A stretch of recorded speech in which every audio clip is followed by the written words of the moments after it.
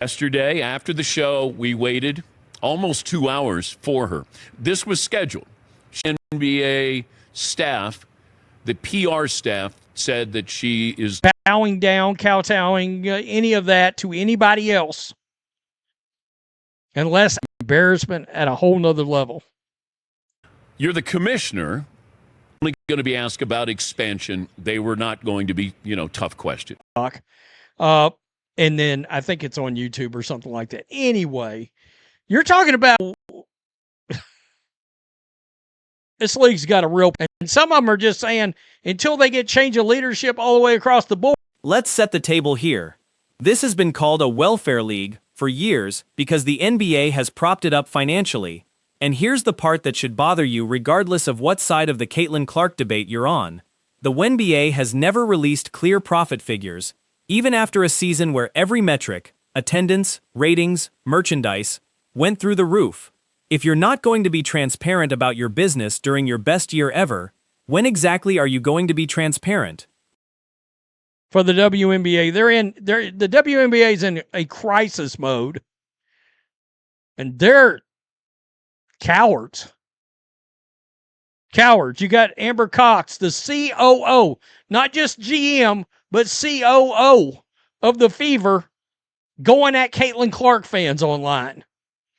That is some of the most unprofessional shit I've ever seen. Ever. They're cracked. Enter Dan Patrick, a legitimate media legend, ESPN and NBC pedigree, been doing this for decades, broadcasting live from the American Century Championship Celebrity Golf Tournament, where WNBA Commissioner Cathy Engelbert happened to be one of the celebrities playing. That's about as perfect an opportunity for an actual sit-down interview as you could script, and it should have been an easy win for the league. Dan Patrick's show is now on radio. It used to be on, I guess it was NBC Sports Radio.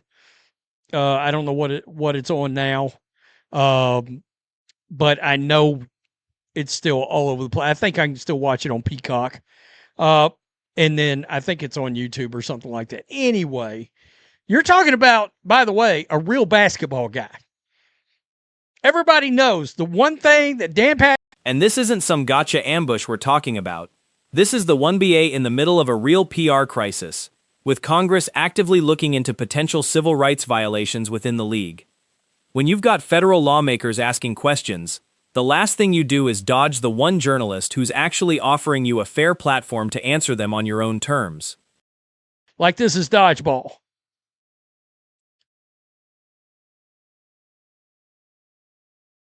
They got a problem. I made 2 posts on Twitter earlier talking about Stephanie White. I did a video on this on the Matrix and Road show, but I did it on this channel earlier this morning. Shit, I got too many channels. Anyway, and she didn't want to talk about the thing from Congress. She agreed to the interview, they promoted it, and then she backed out. And to make it worse, Patrick's crew had live footage of her hitting practice shots on the course literally while the show was on the air. You can't be 50 yards away golfing and claim you were too busy for a scheduled interview. That's not a scheduling conflict, that's a decision, and it's a bad look no matter how you spin it. Just trying to be a journalist here. That's all. We're just trying to ask questions. But don't say yes, and then all of a sudden somebody probably said, in my opinion, oh, maybe we shouldn't do this. Well, at some point, you have to do this. I mean, if you want to be treated as a serious league, then do these. This is what happens. These are tough questions, but this is a fair outlet for you, a fair platform. I will treat you with respect. But when you tell me, and then 2 hours later with no update, and then we get a feeble response. Here's Patrick's own account, and it's damning. Yesterday, after the show, we waited almost 2 hours for her. We're standing by. We're waiting to interview her. That's not a 5-minute delay. That's an entire broadcast left hanging because a sitting commissioner couldn't be bothered to send a timely update, let alone show up. Yesterday, we were hoping to do an interview with Cathy Engelbert. She's the WNBA commissioner. Todd spoke to her a couple of nights ago. And we had a pairings party. Todd went up to her. She's been very friendly to the show. Last year at this event was friendly to us. And Todd said, hey, we'd love to have you on. There's a lot of questions. People have not heard answers from the commissioner. And she said yes. So, yeah. And Patrick makes the point that matters most here. Engelbert should be the one calling the shots on her own media appearances, not some PR staffer telling her she's not allowed to sit down with a legitimate journalist. If Adam Silver himself told her to skip it, fine, that's a different conversation. But getting overruled by your own communications department when you're supposed to be the face of the league is genuinely embarrassing. Just trying to be a journalist here. That's all. We're just trying to ask questions. But don't say yes, and then all of a sudden somebody probably said, in my opinion, oh, maybe we shouldn't do this. Well, at some point, you have to do this. I mean, if you want to be treated as a serious league, then do these. This is what happens. These are tough questions, but this is a fair outlet for you, a fair platform. I will treat you with respect. But when you tell me, and then 2 hours later with no update, and then we get a feeble response. Did you check with PR before you said yes to us? We promoted it all day yesterday. That's the exact right question to ask, and instead of a real sit-down, Engelbert went on a Kansas City radio station where, according to Patrick, she was only asked about expansion. That's not answering the tough questions. That's cherry-picking the softest possible interview and calling it accountability. Sports football.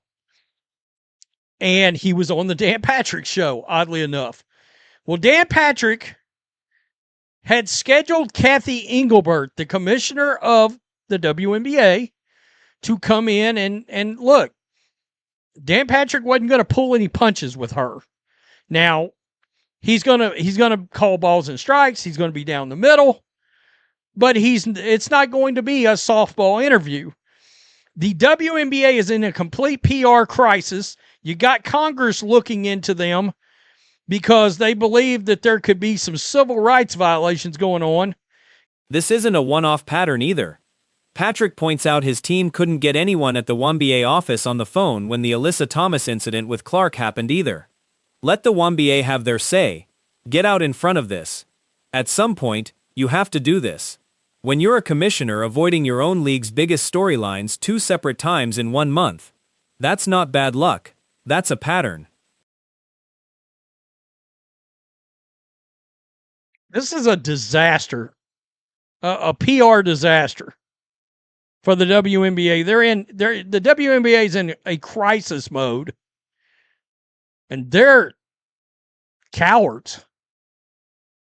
Cowards. You got Amber Cox, the COO, not just GM, but COO of the Fever, going at Caitlin Clark fans. And Patrick draws the exact right comparison here. He's had Rob Manfred and Adam Silver on his show, commissioners of massive leagues who show up and answer hard questions, because that's the job. If you want to be treated as a serious league, this is what happens. That line right there is the whole thesis of this entire controversy in one sentence. In the league, and most importantly, and this is what I keep trying to say, it's still a business that has employees, and your employees have to go to work in a safe work environment. That's the way it is, right?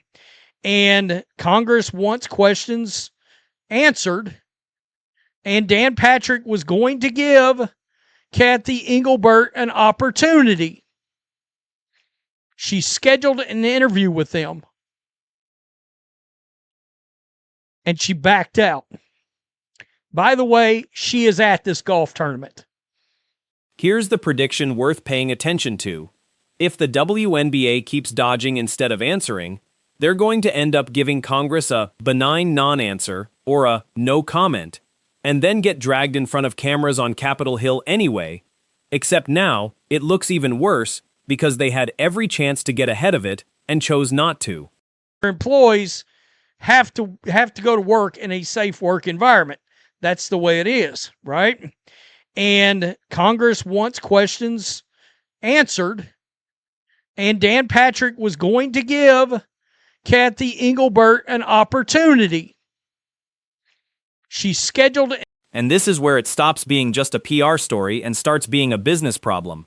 Real fans are saying, on the record, that they're done watching regardless of whether Clark's even in the lineup, until there's real change at the top, Stephanie White included. Networks paid real money for guaranteed viewership numbers, and every fan who checks out because leadership won't answer basic questions is a number the league has to explain to its broadcast partners eventually.